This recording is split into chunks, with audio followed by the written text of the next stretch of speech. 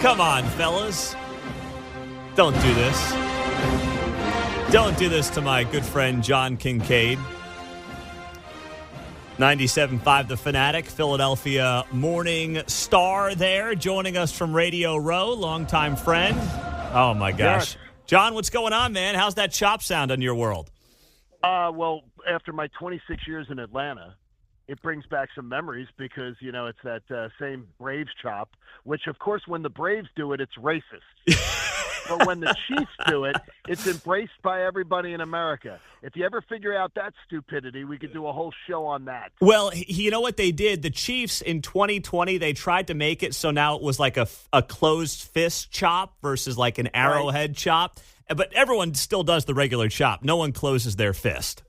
Yeah, because nobody even gives a damn. And I can tell you from being down in Braves country for years, the Native American community strongly supports the Atlanta Braves. And the Braves do a lot to strongly support their community, funding schools and doing things like that. And I know the Chiefs have been involved in some of those ventures over the years.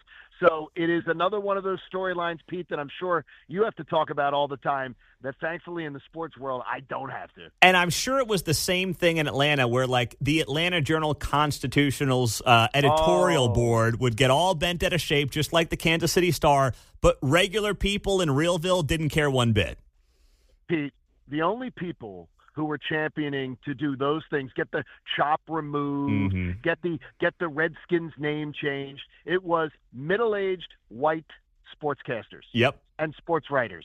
That's who championed it, because the Native American community did not. It was certainly a mixed review, if anything, out of the Native American community. Well, it bored me, and I'm so I feel 2025 is off to a good start. Oh, it is in many ways, and of course now you're home. You're a Philly guy. Yeah. You've been doing this morning show now for several years back in your hometown. You're an Eagles guy.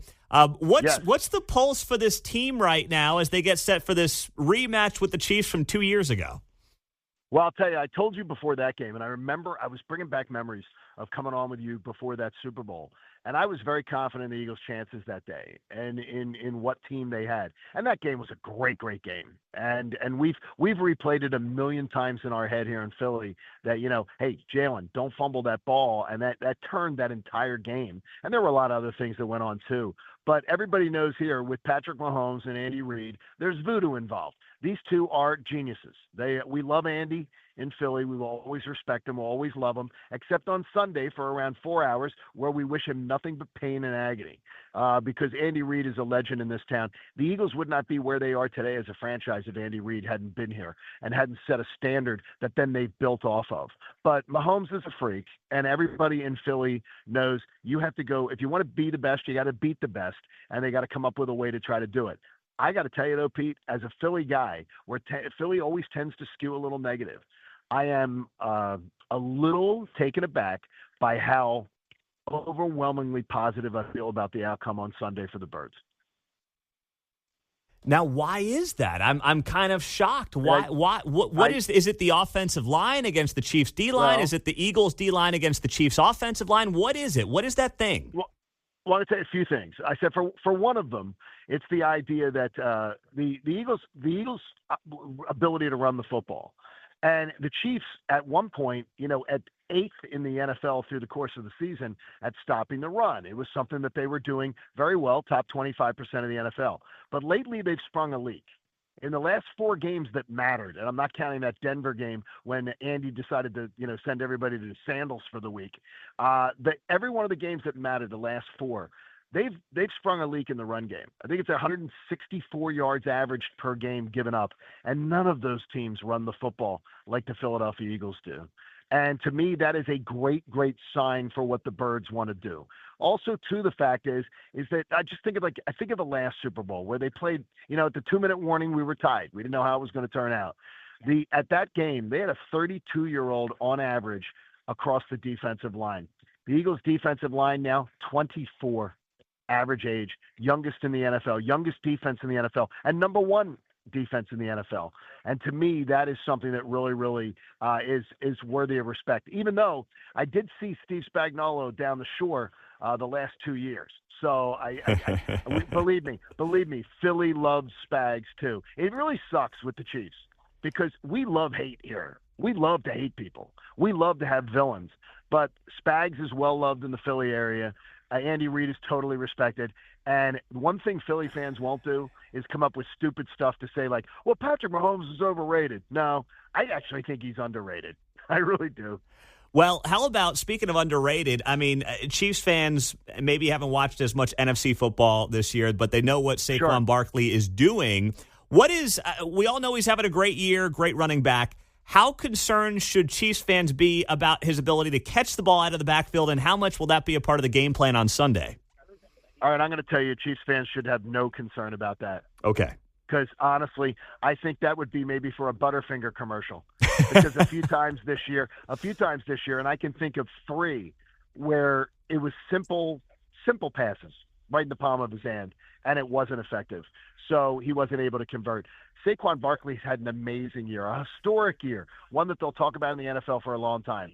A pass catcher out of the backfield? Sure. Could it be once or twice in a check down? Absolutely. Should you be worried about it as a big part of the Eagles' game plan? Absolutely not. Okay, good to know. John Kincade on KCMO Talk Radio does a great job hosting his morning show on 97.5, The Fanatic in Philadelphia. He is in New Orleans on Radio Row joining us. Oh. Hey, I've got to ask you, with the president coming to the game on Sunday, first time a sitting president will be at the game, how is that being received, and is security getting ramped up because of that? Well, I'm going to tell you first off, how's it being received? Are you talking about the pearl-clutching media? Or are you talking about the fans in the streets? Because I can tell you, just roaming New Orleans, and it was only our first night last night. I refuse to do more than 3 days on Radio Row. Today was our first day. I will not do more than 3 days. I can't have Joe Montana coming by peddling Metamucil. I can't do it. Yeah, so, I'll do 3 days of it. But I can tell you, the energy in this city for this event is huge. And everybody was talking yesterday about President Trump coming to the Super Bowl. And yes, then I watched the coverage on TV, and I'm like, should he be doing this? Is this really a priority? Why is he doing this? No president has felt the need to do this before. And it's strange because the people here seem pretty pumped that President Trump's coming. I would suggest that he is going to get a huge ovation at the game on Sunday night. I think that's coming as well. To tell you about the security, our hotel is right in the French Quarter, and there are every single block. You have National Guard members with weapons. You have on patrol. You have the police presence is amazing. They finally figured out. I think they took Granny from the Three Stooges. Granny from the Beverly Hillbillies that was running the police department during the New Year's Eve one. That kept telling them about they didn't know how to put up the barricades. Well, they finally figured out how to put up the barricades. The barricades are up. People are safe. There's such a police presence, but it's subtle enough that it doesn't feel like obnoxious, but everybody can feel safe and can enjoy this party. So if you're flying in from Kansas City, you're coming in, I forget the airport code, but if you're flying in, you're going to have a great, great time, and this city's ready to have you. It's big. But I can tell you that talking to a couple of people with the Tourism Bureau this morning here, it's going to be around, they're saying around 70-30, they believe, travelers, or even a slightly more Philadelphia visitors. Is that right? Okay, because we had one of our TV reporters on down there. He thought it felt 50-50 right now, but they're expecting 70-30. No, I think that TV reporter's trying to pander to Mundo in the morning. That's fine. What I'm thinking. That's because fine. It's not. Well, no, you're willing to be pandered to. Trust me, I am. No shame. It is. Early on, it's clearly more Eagles here. Okay. All right. Early. Mm-hmm. But the thing is, that doesn't mean game day it'll be that way. But the hotel bookings and everything from the Tourism Bureau, they were telling us like 70-30 would be bookings that have been made from Philadelphia area compared to. But you guys are spoiled rotten. You're tired of spending your money. You've been to too many of these. Well, it's time that you leave the cradle of liberty to have a second parade. That's what I'm saying. Let me just add this too, John Kincade. I mean, I know we're talking about the game here, but sure. The big news yesterday also that was at least big in our world, that's less sportsy and more newsy around the game, no more end racism logo in the end zone. So President Trump, 3 weeks in, I guess he's ended racism in the country. What do you make of Goodell's decision there? I think that there is times to move on, and here's what I would look at. There are times to promote all kinds of great messages. The end zone should be used to promote all kinds of great messages. And I think that was a worthwhile venture if the NFL thought that was worthwhile, and I think it is a worthwhile message. I never understood it because what that meant or what that was going to do by having that on the end of the field. But to me, promote all kinds of great causes, all kinds of great messaging. The NFL has it. And if ending racism is one of them, put that in the mix. But rotate it around and find some of the other great messages, too, that are there because they're all worthwhile and they all deserve a voice. Well said. John Kincade on KCMO Talk Radio. Hey, you are absolutely a smart man to maximize 3 days on Radio Row, because how many times can you have players from 50 years ago pushing Viagra on Radio Row? I mean, there's only so much of that you can take, right? Yeah, I mean, I don't want a strange choice of words there when you use the Viagra pun, but I would suggest to you that it is look, if Radio Row, I said to our producer, I said, I want it to be every single guest that joins us is talking about the game. Mm-hmm. I don't want to talk to anybody about history of the game. I don't want to talk to anybody about anything else. Everybody who joins us on Radio Row is about the game. Like tomorrow, Matt Ryan will join us on the show. Steve Weiss from NFL Network will join us. We have Kurt Warner's going to join us, tomorrow on the show. I want people only that want to talk about the game because there's enough. I've had enough of the other stuff. It's so much. True. So true. He's John Kincade, mornings on 97.5 The Fanatic in Philadelphia. And I used to rib him all the time. He's a Temple guy. I'm a Villanova guy. But now that Villanova stinks at basketball, I can't say anything to you anymore. You're my third favorite Villanova person in the media. Brian Westbrook and Brian Finn are ahead of you. But other than that, two guys who played in the NFL and everything, they're a little ahead of you, Mundo. But that's fine. I couldn't be more proud of you. And I miss our exchanges on Sunday mornings. We used to have a lot of fun. We did.